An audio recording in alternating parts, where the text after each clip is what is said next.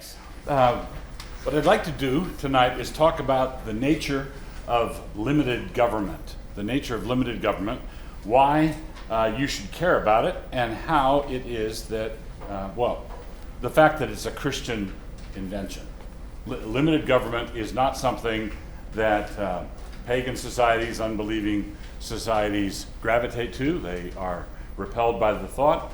Limited government is a distinctively Christian development, and I want to explain how that happened, why it matters, and what your response to that should be when we are confronting some of the challenges in our culture today, which is a clash, largely, what are popularly called the culture wars, are actually wars between those who want limits on government and those who want no limits on government. That's fundamentally the clash, and there's a deep theological reason underneath those two sides. It's not just an arbitrary or a capricious.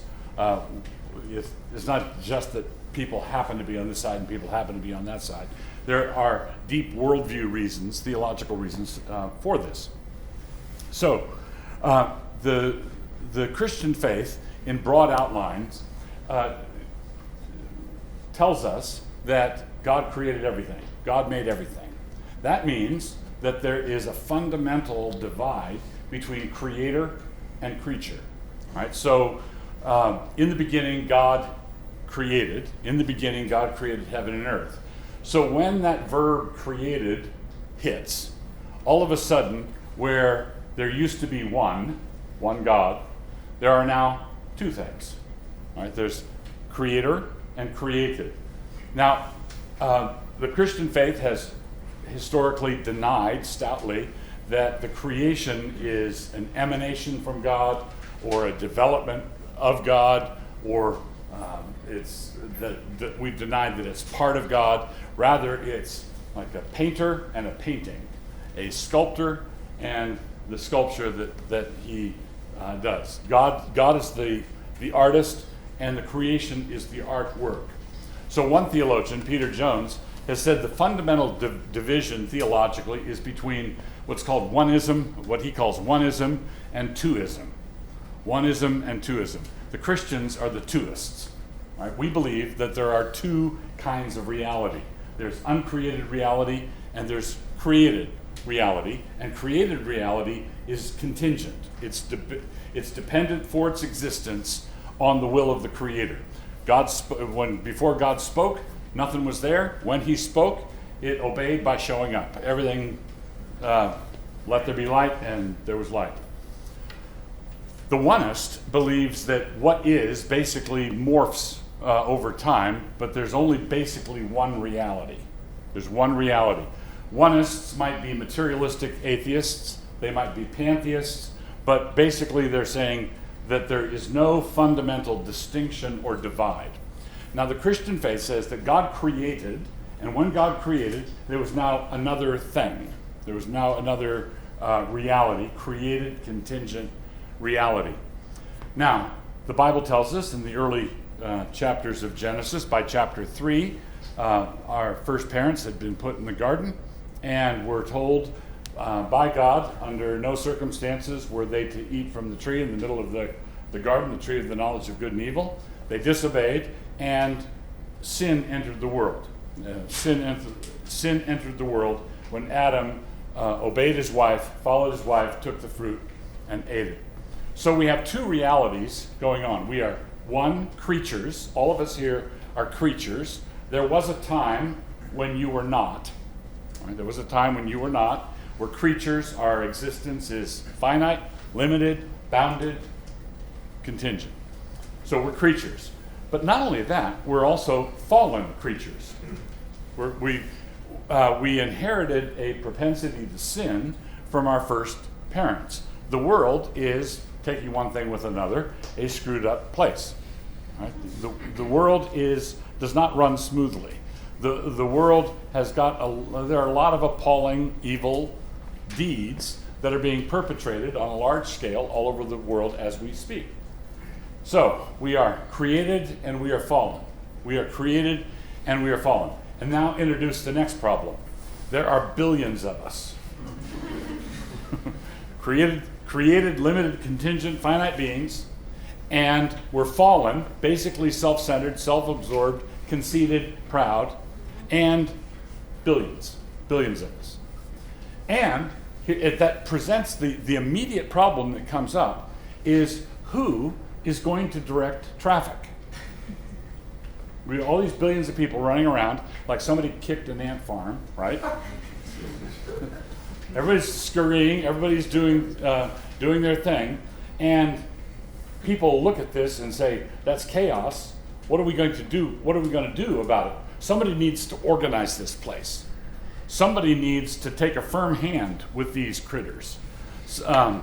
We need to make it more productive. We need to streamline this. And there are people in the world who feel like they are the anointed ones.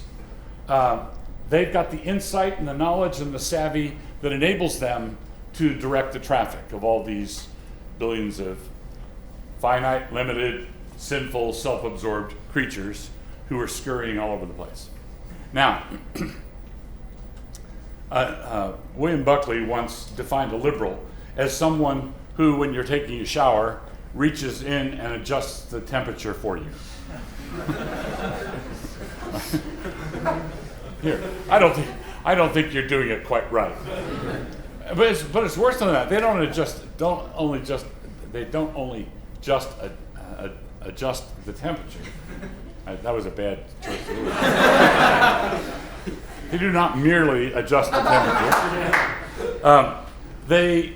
They also dictate how much water can come out of the shower head, how big the water tank can be, what the water pressure can be. They've got all kinds of rules because you're a scurrying little ant, and we need to run your life. So we are sinners. So how does a Christian respond to this? Well, some Christians say, well, we're fallen and sinful, and we've got all these problems. Don't we deserve to have someone? Don't we deserve to have someone bossing us around? Didn't we ask for it when we rebelled against God? Well, yes, I think we do deserve to be bossed around. I don't think we merit our freedom. The problem is the people who are doing the bossing are in exactly the same position that we're in. They're also finite, fallen, limited, bounded, contingent. They've got all the same limitations that we do, plus power over other human beings, which is a bad combination. It's like giving whiskey to a 2-year-old, which is not done if you don't do that. So, now, hit the pause button on that. That's the theological backdrop that I'm setting up. Now, fast forward. Many contemporary evangelical Christians have a very emaciated view of history and church history. Okay, so if you ask a modern pop evangelical, when did your church start? 1978, I think it was, when our pastor came to town and planted the church. That's how far back they go. Modern, and not just Christians, but contemporary Americans think of history like a series of ponds. There's the pond called the 80s. And people lived around the pond in the 80s. And there were people lived around the pond called the 50s. And they've got it parsed out in decades. And generally their awareness, it starts to fade away in the early 20th century. I think about as far back as people go is the 20s, right? I've got some idea of the 20s. The 20s, the 50s, the 80s, and then you've got photographs of your parents in one of those living in the weird clothing they had. But before you get on your high horse, ye sinners, 30 years from now, your kids are going to be looking at photographs of you dressed exactly the way you are tonight, and they're going to think it's hilarious. Just put a pin in that. All right, back on track. So we have, but in reality, history, and in reality, church history is a river. It's not a series of ponds. It's a river, And what happens upstream matters downstream. What happens upstream affects all of us. One of the things that happened over the course of church history over the last 2,000 years, which also erase from your mind any notion that church history is a function of people walking around with a holy glow, early church martyrs with the, and the weird voiceovers and there's a saintly glow and church history. The more you learn about it, the more it resembles a 2,000-year-old cafeteria food fight. But there are good guys and bad guys in the cafeteria food fight. There are many blessings that have come out of it over the long haul, but God is sovereign, as you've probably heard me say. God is sovereign, and he draws straight with crooked lines. So the Christians are those who were redeemed out of this condition that the whole human race was in, but they were not redeemed instantaneously. They've got a lot of gunk and assumptions and background assumptions that they had in the world before they were converted, and that caused problems, and the church fought off heresies, and I love Chesterton's comment where the church comes down to the present reeling but erect, right? So it's really striking thing. Well, one of the things that developed over the course of church history were conflicts between the pagan outlook on government, right? Pharaoh's idea. Pharaoh says, I own Egypt, and if I want a pyramid, I get a pyramid. And if you don't want to work on the pyramid, that's too bad. I will make you work on the pyramid. And that's how Pharaoh offered full employment. So Pharaoh offers full employment. So you have Pharaoh, you have Caesar, you have all of these unbelieving rulers who basically claim to be gods walking on earth. They don't have a sense of limitation on their authority. Okay? When the Christian church arrived on the scene, the first sign of trouble that Christians, the thing that caused trouble for the Christians, the reason the Christians were persecuted, the reason Christians were thrown to the lions was not religious in the Roman sense of the word, it was political. Okay? The problem was that the Christians were political troublemakers because they would not confess that Caesar was Lord. They would not. They would be dutiful citizens. They would pay their taxes, like it says in Romans 13. They would drive on the right side of the road. They were conscientious citizens across the board, but they wouldn't offer a pinch of incense to the spirit of Caesar and the genius of Rome. They wouldn't take that little step of acknowledging the divinity of Caesar, because Jesus is Lord. The fundamental Christian confession is Jesus is Lord. If Jesus is Lord, then Caesar isn't. Okay? That's simple. If Jesus is Lord, then Caesar is not Lord. So what happened was Christians started getting persecuted because of their refusal to say the Pledge of Allegiance. Okay? They basically wouldn't cooperate. It was a political thing. The Romans were as broad-minded as pagans can get. All right? They were very broad-minded. They could not care less who you worshipped. All right? And also, interestingly, for those of you who are not native English speakers, I couldn't care less and I could care less mean the same thing. Little free English lesson there. Why do we park on driveways and drive on parkways? That's another one. Whoa.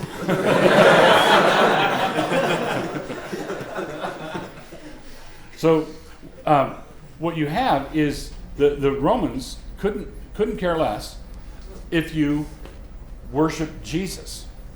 Fine, knock yourself out, worship Jesus. What they insisted on, however, was that you give a little pinch of incense to Caesar. That's all you have to do. And the Christians would not do that, and that's where all the persecutions came from. Okay? Now, I'm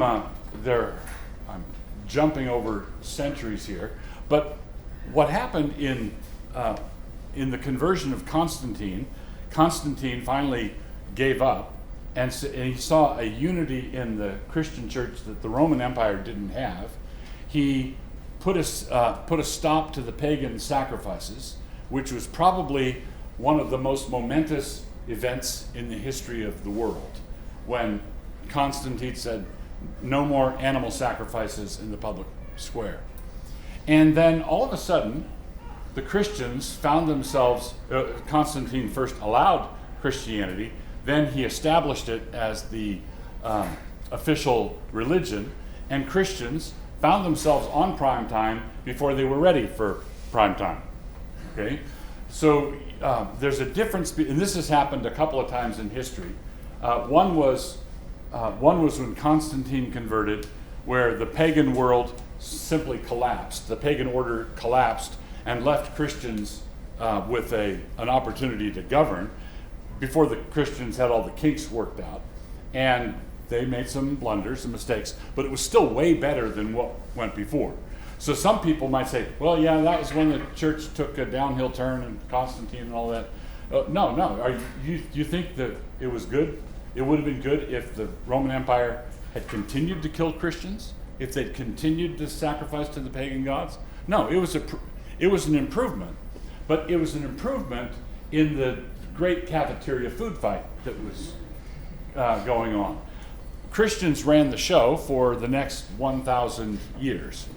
And the medieval order, I'm collapsing a lot of things. Basically, the Roman Empire continued in the east, in Byzantium, down to the threshold of the modern era.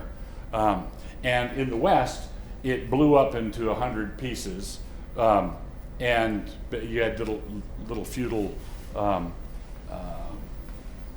realms and whatnot that coalesced over time into nations and nation states.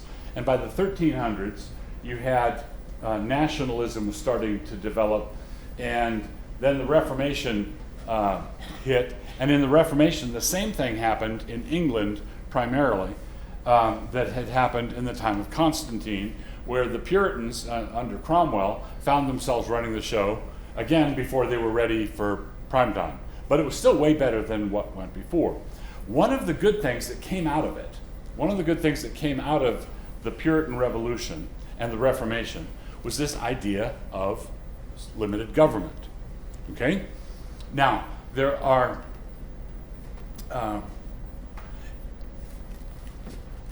in 1 Timothy, we see what the law, what does law do? Well, law is coercive.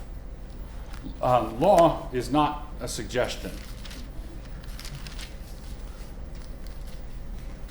So, we know in 1 Timothy 1, verse 8, but we know that the law is good if a man use it lawfully. So what's the law for? Knowing this, that the law is not made for a righteous man, but for the lawless and disobedient, for the ungodly and for sinners, for unholy and profane, for murderers of fathers and murderers of mothers, for manslayers, for whoremongers, for them that defile themselves with mankind, for men stealers, for liars, for perjured persons, and if there be any other thing that is contrary to sound doctrine, according to the glorious gospel of the blessed God, which was committed to my trust. In the Reformation, a distinction developed where we hammered out what are called the three uses of the law. The three uses of the law. This is one of them. It's to restrain wicked men outside the church. The law gives us information on what sorts of things to say no to, or murder, rape, that kind of evil. The people that are being described here are obviously not people in the church. The law is made to restrain bad guys. Then the second use of the law is the evangelistic use of the law in Galatians. The law was given to teach me that I'm a sinner and that I need forgiveness. So the law convicts me of my sin. That's what brings me to Christ. The third use of the law, and Lutherans and Reformed have different orders of the three uses. They have the same three uses, but sometimes the order varies. The third use of the law is information for the Christian on what love looks like. So if I'm wondering, how do I love my neighbor? I borrowed the lawnmower and it blew up while I was mowing my lawn. What does love look like? Well, I go to the law, and the law tells me that if I borrowed it, I owe him a lawnmower. If he rented it to me, I don't owe him a lawnmower. The law tells me what the duties or obligations of love would be. So you have restraining the wicked, what the cops do when they are restraining violent people. Secondly, evangelistic, and then third, an aid to you in your sanctification. Now, the people he's talking about here, the lawless, disobedient, ungodly, sinners, unholy, profane, murderers of fathers, murderers of mothers, these people need to be sat on. These people, you don't reason sweetly with them. You have to restrain them. The problem is, if you are a thoughtful Christian, you understand that the cops are made out of the same material, right? The cops are fallen. The cops are capable of doing awful things, right? It's not just as our country is blowing up right now because people are they're not taking a biblical view on this at all. They're either saying Black Lives Matter or Blue Lives Matter, and what we ought to be saying is, wait, evidence matters, truth matters, right? I don't. If you hear about a shooting where a cop shot somebody, and you have to find out what color everybody was before you know what to think about it, then you are the problem, right? That's the problem. It has. If the colors make a difference, then that is an anti-Christian frame of mind. So the statue of Lady Justice, blindfolded, holding up the scales, is a profoundly biblical, Mosaic, Christian, Sermon on the Mount kind of reality. We want to administer justice as though truth mattered, not my faction, not my party, not my ethnic group, but truth, okay? So we as Christians know that the criminals are sinners, and we know that the cops are sinners. We know that the citizenry are sinners, and we know that the congressmen are also sinners. Everybody's a sinner. Now what do? We have to restrain these bad guys, and the law is given to us to restrain these bad guys, but we also have to restrain the restrainers, don't we? We have to do something about the people who have the guns officially. Now I'm telescoping a lot of history together here, but this was one of the great achievements of the American founding. The American founding was an extraordinary event. Now I need to say something here that's important, because there's a group of nationalistic political conservatives who like to talk about national greatness, and they like to talk about America as an exception. They call it American exceptionalism.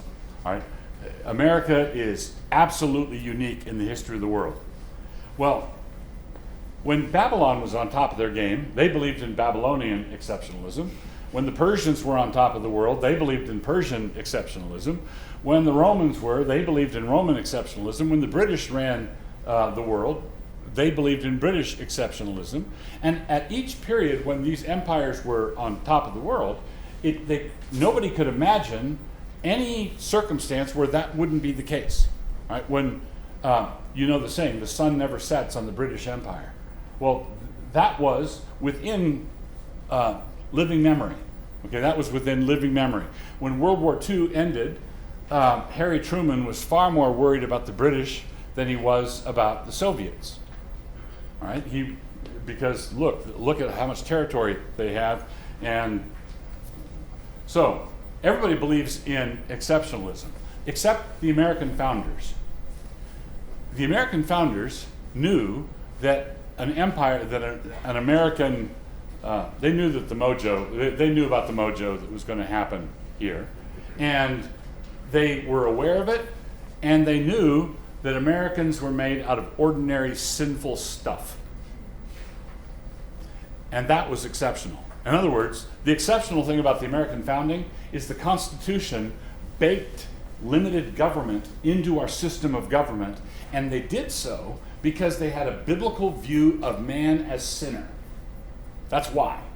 If you sit down and carefully read through the Constitution, the father of the Constitution was Madison. Well, a number of people contributed, but Madison was probably chiefly responsible. Madison had been a student at what is now Princeton under John Witherspoon. Witherspoon was a Scottish Presbyterian minister who had come over from Scotland, and he was the only clergyman to sign the Declaration of Independence, and he was the instructor for a number of the founding fathers. If you sit down and read through the American Constitution, you will come away with, let's say you're from Mars and you're reading it. And what is this about? What is this political document? What is it saying? What is it basically trying to get at? The message of the Constitution is this: never, ever trust an American. Don't trust an American. We're going to put a little bit of power over here. We're going to put a little bit of power over here. We're going to put some over here, and then we're going to hide some. And we're going to give some power to the states. We're going to give some power to the people. We're going to let the states select the senators, the state legislatures select the senators to the national government. Then we're going to give a little power to the Supreme Court. And then we're going to let Congress limit the jurisdiction of the Supreme Court according to the cases. Then we're going to give a little bit of power to the president, and we're going to set them on each other to fight it out for the next 200 years, to have squabbles among themselves. This system of checks and balances is profoundly Christian. It's profoundly Christian. It's the most anti-pagan frame of mind that you can imagine.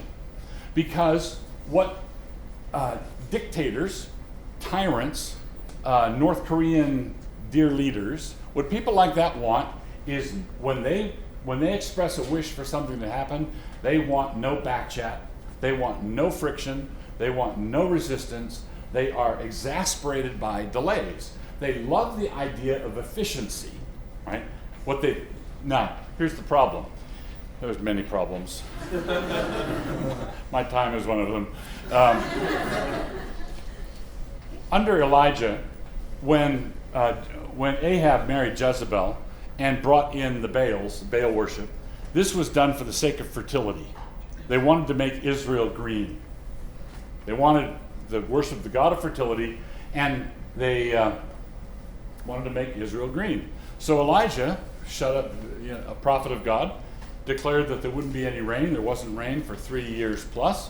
And so Ahab said, let it be green. Jezebel said, let it be green. Elijah said, it will be brown and crispy. Brown and crispy. And then after 3 years, when Ahab meets up with Elijah, he says, is it you, O troubler of Israel? Like, you're the one who caused the trouble here? Well, what this boils down to is that we want to keep the thing that we're worshiping, right? You want to worship the God of green, and we turn it brown. We want to worship the God of liberty, and we find ourselves in chains. Christians go the opposite way. They want to acknowledge the God of the Bible and follow his word. And when they do, they say, okay, we need to trust God and not one another. We need to trust God and not the leader who says, I want efficiency. So this is where my green-brown illustration comes from. The socialist he looks at an American intersection, and he sees 4 roads going into the intersection. And you know what is on each corner of that intersection? A gas station. A gas station. There's a gas station A and a gas station B and a gas station C and a gas station D. And the socialist says this is inefficient, it's wasteful, it's awful, it's people are profiteering. This is, we need to make it efficient and streamlined. We need to bring in the Baals and worship Baal so that everything can turn green. We just need one big gas station there, and we're going to mandate it. And in fact, we want the gas to be affordable, so we're going to put price controls on the gas. It's going to be one sleek, fancy gas station, not four, and everybody can have access to it. And then they build this, and they have everything except for gas. No gas. Well, why? Well, because it turns out to produce gas and get it to pump, it costs a certain amount of money. And if you're making them sell it for less than that, the first thing that's going to happen, you're going to run out of gas. Your green Israel is going to turn brown. Okay? But the central thing is not the math mistake or the economics mistake. The problem behind that is the overweening conceit of a man who thinks that he can track all the economic transactions at one intersection, merely one. So if the President of the United States, let's say we continue going down the wrong road, and the President appoints a czar, a gas czar, and he's a gasoline czar for one intersection only. One major city, one intersection only. I can guarantee you that they're going to run out of gas, because we're finite, we're limited, we're stupid, we're selfish. We need to limit power, and so the whole idea of the government, and this is I'll just mention this and then wrap up, and if you have a question about it, we can pursue it. But this is why in our documents we have established a form of government that limits governors, mayors, city councils, congresses, Supreme Courts. We got married 200 years ago, 200 years plus. And before we got married in the civil government, we arranged a prenup agreement. The prenup agreement is called the Constitution. And in the Constitution, there are certain things that you cannot do. All right? One of the things that Congress cannot do, First Amendment, is prohibit gatherings like this. The right to peaceably assemble. They have no right to restrict. They have no right to have someone at the door counting how many people go in, or counting how many people go in and go out without masks, or with or without masks. That's not in the prenup. And I'll just finish with this observation, that because it's in the prenup, because the Constitution, a part of our Christian inheritance, is the supreme law of the land. When I obey the Constitution and disobey a decree from some functionary who's not in his lane, the person who tells me to obey is not obeying Romans 13, and I am obeying Romans 13, because we're supposed to honor the existing authorities. All right, I probably kicked enough shins.